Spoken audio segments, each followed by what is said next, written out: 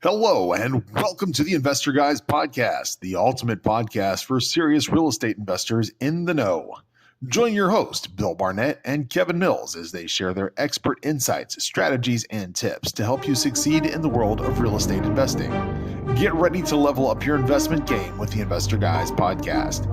And now, here are your hosts, Bill Barnett and Kevin Mills. Hello and welcome to the Investor Guys Podcast. Hey, Bill, how are you doing? I am doing fabulous, Kevin Meister. How are you, brother? I'm doing great. Having a great week. We just got through a hurricane here, which kind of was and wasn't really. It was a tropical storm, then it became a Category 1, then it fizzled to a tropical storm, then it became a Category 1 again. It passed us about 140 miles out into the ocean. So all we got was a lot of wind and a lot of rain. But it got me thinking of the hurricanes in the past that both of us have gone into markets like Katrina, Houston, the Keys, everything else, picked up properties that had been just devastated by the flooding and the winds and everything else. And we've done other properties as well that have had issues. Fire, mold, all kind. I thought today would be a good day to talk about those types of properties, because those are properties that usually people, they don't even have them on their radar. They have them just, they walk by them, they're like, I don't want to deal with it. They don't realize the gold mine that there is in dealing with those properties. So why don't we start off with you telling me some of your experiences and why you like the properties? Okay. So look, one, being in Texas, we're going to have property from time to time that is tornado damaged. And being in Texas, we're invariably going to run across property with foundation issues. So foundation is what really got me used to dealing with properties that were in terrible shape, because I finally got to a point where it's just a line item on your budget. Now, here's what that opened me up to. Several years ago, Sandy Salisbury, woman, I love her to death. She's retired now. She ran the title company that I dedicated all of my business to. Makes great steaks too. And yeah, and she called me one day and she goes, hey, would you ever consider doing a fire damaged house? And I said, well, I never have, but sure. And I said, if the numbers work, I'll take a look at one. And she goes, well, I know this insurance appraiser, and he called me this morning and said, hey, do you know any investors that might be interested?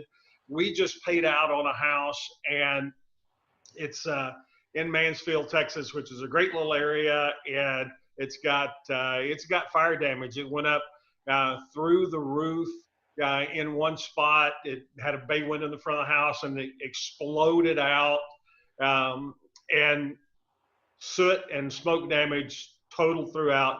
And so they said, we've settled with the homeowner. We got this thing now, and obviously we want to get rid of it. And so I said, sure, I'll go out there and meet with him. And so I go out to the property, and it is so soon. It's probably 3-4 days after the fire. So when that's a good insurance agency, I'll tell you what. Yeah. 3 days. Yeah. I don't know. I don't remember who it was, but it was a very short period of time from the fire, because when I got out there, not only obviously was the smell still prominent, but everything was soaking wet. The house had not been cleaned out, and everything, when you stepped on the carpet, it was just squish, squish, squish. So when a property is called, the fire department is called on a property, and they're about to squirt one down, they will pull the power meter. They'll either cut it at the pole or they'll pull the meter so they don't get electrocuted. Well, once that happens, they have to call the city. The fire department has to call the city and say, okay, yeah, or they'll send an inspector out. Or if we're doing it, we call the city. They send an inspector out before they'll turn the power back on. And so obviously, if you're going to rehab a property, you got to have power. So you call the city, they send an inspector out. The inspector, in our case, came out and said, well, this place is electrically a wreck. So what we're going to do is we're going to run power off of the pole. There's one very close to the backyard. We're going to run power off that to you so that you can get this house back in shape. And I'm like, great. And so I didn't think anything else about it. The guy comes and goes, okay, well, when the power company gets there, he's back and he's there for a half hour or so. And he says, okay, well, we're done. And I'm like, well, wait a minute, what happened? He goes, oh, we got squared away. And they put literally, kid you not, an extension cord in the garage. Oh, well, Now, at heavy duty, least it was in the yes. garage. Usually they just run a pole for me, and you have to plug it straight into the box on the pole with the heavy duty cord and then run it from there. So you at least got one in the garage. You're doing, you're doing better than me. Wow, I have 2 plugs to to rehab a house off of. And by the way, we've got it done without any problem. However, I love doing houses like that. So I go in, I'm looking at this place. I'm in, I knew what the comps were. I knew what the ARV on this property was, but I had no idea as to what it was going to take. So I just assumed it would take everything, which it did. And I went in and I made an offer, and I bought this property for 30 grand. And when I threw the guy says, well, what do you think? And I said, I don't know. I might be willing to go 30. And he said, done. Not a blink, not a breath. And I'm like, uh-oh. Yeah, oh, crap. Too much. So I bought it for 30. And we went in, and if you've ever had an experience with companies like Blackman Mooring, because this was my very first fire property damaged house. Now, there were only 3 rooms. They were all front bedrooms, 2 bedrooms in the front, and a connecting bath, Jack and Jill bath, that had gotten all the fire damage, a little bit in the hall outside the bedroom, and then it had literally gone up into the ceiling and through the roof. And one of these bedrooms had a big bay window in it. And so this fire had started in one of the bedrooms with the doors all closed, and a door got opened. And when it did, the fire basically exploded the window out. Nobody was hurt. That's great news there. So I start thinking like, wow, man, the sheetrock in this house, once you're outside of these rooms, the only thing that you have to deal with is the soot. I'm like, this is great. I know these companies like Blackman Mooring that fix this stuff. I see these commercials on them. I'm going to call them, have them come out. They did. The guy's, oh, yeah, we can do this. And he brought this really cool thing out. It was a sponge brick, like a normal size of a brick, but it's made out of a stiff sponge, and it had a chemical treatment on it. And he went over to the wall, and he scrubbed a big spot on the wall, and then he took like a feather duster kind of thing and brushed it off after that, and it was perfect. And I was like, this is so cool. This is awesome. He said, yeah, let me get some numbers together for you and get back. So the number, and this was years ago. We're talking, my first fire property was probably 17, 18 years ago. Back then, the bid came back to me, and the bid was $30,000. Now, I know, Kev, we're going to leave everybody with 30 grand here. It's break time. We're up on 1. Let's take a quick break. We'll be right back with more Investor Guys podcast. Thank you for watching the Investor Guys podcast. Absolution X, limited editions, lifestyle apparel like none other. Get yours today at absolutionx.com. Live the resort lifestyle every day with Cayman K. The perfect pieces for every wardrobe. Shop the entire Cayman K collection and find your favorites. Find all our styles at caymank.com. Right, and we are back with the Investor Guys podcast, and I was riveted by your story. So go ahead and keep sharing that. You got a estimate back for 30 grand, which was exactly what you just spent on the house. And just out of curiosity, so that we can keep track, what was your ARV on this property? I think it was 175, if I'm not mistaken. So we're already up to 120, and that's not counting the other work that you had to do in those 3 bedrooms, the roof, the carpet that's going to have to be redone, everything. I'm really, by the time you take all your sales numbers out, I'm down to about 110, 108, something like that. And so I'm in total shock at 30 grand, and I'm like, dude, I could do the entire house for 30 grand. And the guy would, oh no, you're obviously very new to this, and very condescending and smug. And I went, well, no, thank you. And sure enough, I did do the entire property for just about 32,000. So we went in, and literally, here's what we did. So this is, I'm going to give you a quick 90-second overview. The details are very extensive here. I'll compare this to, for any Steve Martin fans out there, in one of his early albums, he had a little comedy bit called How to Make $1 Million and Pay No Taxes. And the whole joke is to start with is, okay, first, go make $1 million. That was it. That was the whole thing. So this thing, I came back and we gutted the house. And I say we, the crew and I, went through and we pulled every piece of sheetrock out, every piece of countertop, cabinets, appliances, all the insulation. I had the ductwork cleaned.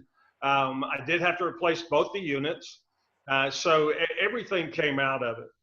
And we literally just started over. We had to rewire about 60% of the house, but we didn't have to do all of it, and that saved a little bit. The floors, there was a lot of tile in the property, and other than really cleaning the grout really good, it was just basic cleanup. So most of the floors, probably half of the floors, we were able to save. No appliances whatsoever, no countertops, no cabinets, and bathrooms, everything, all the porcelain in the bathrooms was fine. It's shocking just how amazing porcelain holds up to all kind of stuff. So we gutted this house down to the studs. And then here's the trick. This is what you do both with fire damage and with water damage, because I bought a flooded house as well. And you really do the same thing to both of them. And that is, I took a product called Biswanger. Now, Kills makes a product called Kills Premium. Biswanger is a little bit more of a commercial grade, and these are sealants. So when you've got a fire damaged property, even once you get rid of everything, you still have a massive amount of smell. This is the tough thing. So how do we handle the smell? Same thing if I've got a flood damaged property, how do we handle the mold? We get the mold gone. There's a couple of different things to do, but how do you stop that? Well, one of the things that you can do is you can seal up all of your studs. You can seal up the backside of the brick. You can seal up the underside of the roof with these products, Kills Premium or with Biswanger. And in doing, there's also a product that's really good that we use. It is called Zinser Bullseye. Yep. And it's a commercial product as well. And the thing you need to remember when you're doing this is this seals wood, and it will also help with termites and carpenter ants and everything else in the future. But you have to make sure, especially if you're doing a flood property, if there's already been mold, you have to have that mold, that mildew, everything else has to be removed. You can't seal it into the wood because it will continue to grow in the wood. It won't escape, but it will continue to grow in the wood and degrade the wood. So we have to remove all of that first and then seal everything up. And I know exactly the products you're talking about. It is also a paint primer. So it works excellent on anything that is wood or drywall or anything else. Yep. So we literally just sealed up everything, which captured the smell. Now, we still have all of that smell, just like with mold, you'd have all of those spores in the air, and you can go to A1 Rentals or whoever your local commercial rental place is, and they have ionizers.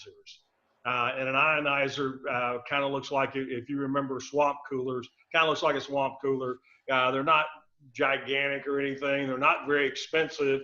And you can run an ionizer in a house for a couple of days, and it'll clean the air, and it'll take out that smell. And for mold properties or flood properties, it'll take out the spore count in the air. So you have to do that. Once we got that done, we were ready to really just start a traditional build out. I made about $45,000 after all fees, after all carrying costs, after all of that, and not a bad deal at all. So take a look at, don't miss a lot of great properties out there. Now, how do you find these properties? I would suggest, and I've got a little network here that I use that I have built myself, and you can do the same thing, a network of insurance adjusters. So you can call your title company and say, hey, who do you know that is a fire adjuster? And they'll tell you, because you want to make sure you don't get auto adjusters.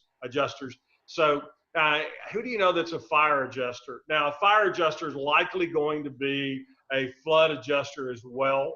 They're typically trained for both. So they'll just say, hey, yeah, or you can literally call your insurance agent. And if you do, let your insurance agent know, hey, I don't have a claim. I have a question. I'm looking for property. Can you hook me up with an adjuster? And they'll usually hook you up with 2 or 3. And then the adjusters, just like investors, the adjusters have an association. And so the adjuster will also introduce you, especially when they know what you're looking for. Hey, what I'm trying to do here is buy more fire damaged property, buy more flood damaged property, water damage. So how do we do that? So adjusters, insurance adjusters are an excellent way to get into a circle of people that constantly have property coming their way. Hey, it's break time here, Kev. Let's do a real quick and we'll be right back. Thanks for hanging with us, and we'll be more on abandoned and condemned property when we get back. We'll see you. Thank you for watching the Investor Guys podcast. Live the resort lifestyle every day with Cayman K.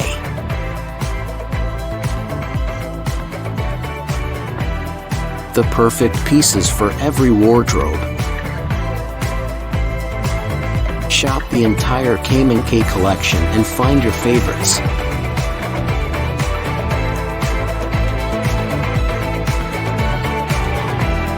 Find all our styles at CaymanK.com. Absolution X.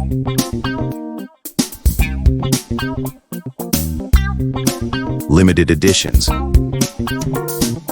Seek your absolution. Lifestyle apparel like no other. Only at absolutionx.com.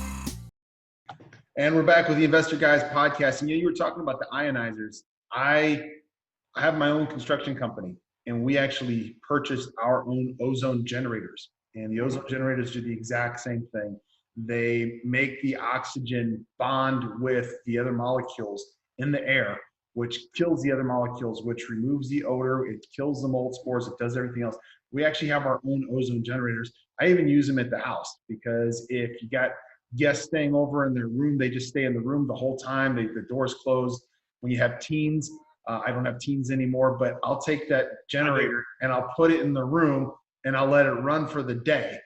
And before they get back, open it up, because you don't want to breathe that, because there's no oxygen there.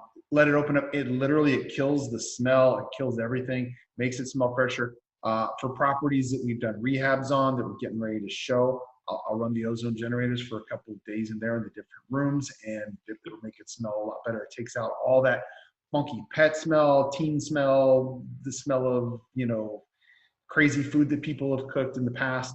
It just gets rid of everything. Smokers. Yes. So let me throw you out a quick thing here that just reminds me of this.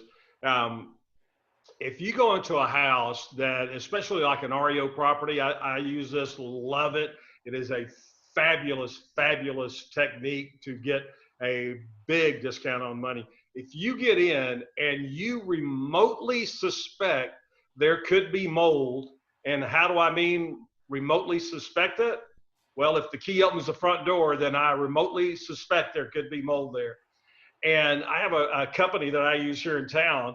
They charge me $350, and they come in and they do a mold test. So if I'm looking now, this is only for REO property, for me, only for REO property. If I go in and I look at an REO property, and look, if it's just really nasty, likelihood is it's got some mold somewhere. So I will call and have these guys come out, and they will do a mold test, and they are licensed. And so when they submit their test results, if it's not in the listing already, and you take that back to the listing agent, hey, I really like this property, about to make a bid on it, but it's got mold. Oh, no. Oh, yeah. I paid to have this done. Here's the company that did it, and here's what they found. You can knock off $10, $15, $20,000 like that off of your bid price once that it's been discovered that there's mold. And you might be surprised at how many houses actually have recordable mold in them. Actually, most houses have recordable mold. Keep in mind, though, one thing: if you do have mold and you have to do remediation, that is something that you have to disclose when you sell the property, which means you also have to show that it had mold remediation done. So if you purchase a property that has had mold found in it, even if you found it in there, it is something you have to disclose to your tenants if you rent and to. Now, you're in a different part of the world, and you guys have to have, in fact, you probably had to get a permit to wear that tie today. I'm in Texas. I'm in Florida now, so I can do whatever I want. You're in California? I'm in Florida. Oh, yeah, that's what I said. You probably had to. California and Florida's not much better.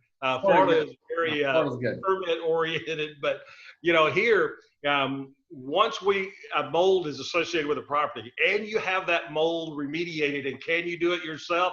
Yes, if you can get a remediation firm to come out and do your spore count and do a test for you. And guess who's a great company to call to come out and do the test for you? The same company that you used when you discovered it. So then you can go in, and then it's just a disclosure. It's no different than doing lead-based paint. It's no different than doing foundation issues. It is just a disclosure at that moment. But look, these are fabulous properties to get incredible deals on. And most investors, most of you are very hesitant to move forward on these kind of properties. It's simply because you haven't been trained on that yet. That's the kind of stuff that Kev and I do. When you look at understanding the process, and I can look at water damage because I know how to fix it. I can look at fire damage because I know how to fix it.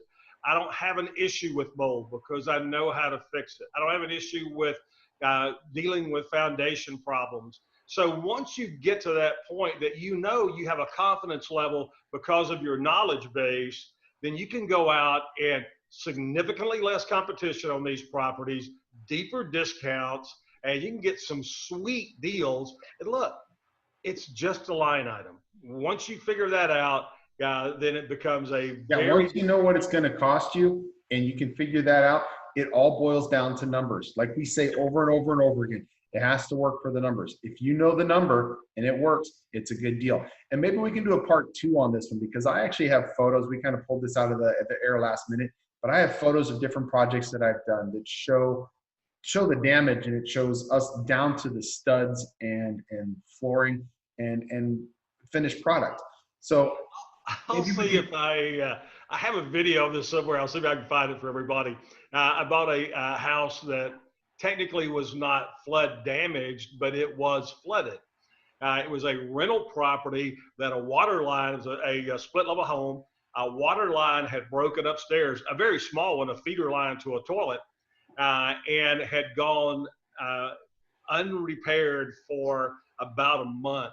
And when I looked at this property, you can imagine July in Texas with standing water. It's about 18 inches of standing water. So I've got a little short video where I had gone around behind the house and had a walkout basement and opened up the back door and watched the water roll out of it, which was pretty interesting. So, I've got some pretty crazy pictures of literally mold growing up the wall. It looks like ivy. You can smell this from the street. You can smell mold from the street. I've got pictures that I really want to show you guys. This is what you have to be careful of. This was a grow house that had gotten taken back by the bank. An investor purchased this property, didn't do anything, slapped paint on the whole thing, tried to hide everything, and then sold it to another investor who put tenants in it who had a major issue with mold and everything else, literally just growing through the paint. It was growing out from the floor. And I got the property from them, and we totally gutted it. And like I said, I've got pictures of this property. I'll go over all that. We'll do a part 2 on this, because this is a strategy that that literally people focus on. Our good friend Reggie Brooks, this is his focus, is forgotten, abandoned, and happily dead buildings. This is something that people just focus on. It is a good way to make a lot of money because you have huge margins, because you're picking up these properties for practically nothing. Insurance companies have deep pockets. You probably could have gotten that property that you paid 30 for 15 or 20 because he just needed it off of I his absolutely books. believe I could have gotten it for 20 without question. Right. But you're probably right. I probably could have got it for 15. And Okay. but you know what? Live and learn. And this is why we do this. And next time we get better deals. I've picked up properties in Houston after the hurricane and in Katrina where I paid $2,000, where I paid $5,000, where I paid basically closing costs to transfer the property into my name because the insurance company had to get rid of it because it wasn't just one property that had been damaged. Right? They had hundreds of properties that they had to clear out. So they were happy to get rid of them because they have to pay the property tax on it. They have to pay the maintenance on it. Yeah. And there's liability having a vacant property sitting there, especially for an extended period of time. Okay, we are run up on it. We are a little bit running long today. Thanks for hanging with us for the Investor Guys podcast. We will be doing a part 2 on flood, yes. fire. And I'll get those photos together for next week. We look forward to seeing you. Thank you for joining us. Follow us on Facebook. Like us on Facebook. You can also catch us on your favorite podcast platform. We'll see you again soon. Happy investing. Thanks, everybody. See you, Kev. See you. Thank you for tuning in to the Investor Guys podcast. We hope you enjoyed today's episode. Don't forget to subscribe and stay updated on the latest trends and insights in the world of real estate investing. Also, don't forget to check us out and see all of our episodes at theinvestorguyspodcast.com. Email us, contact@investorguyspodcast.com. Remember, the key to financial success lies in staying informed and taking action. Stay tuned for our next episode, and until then, happy investing.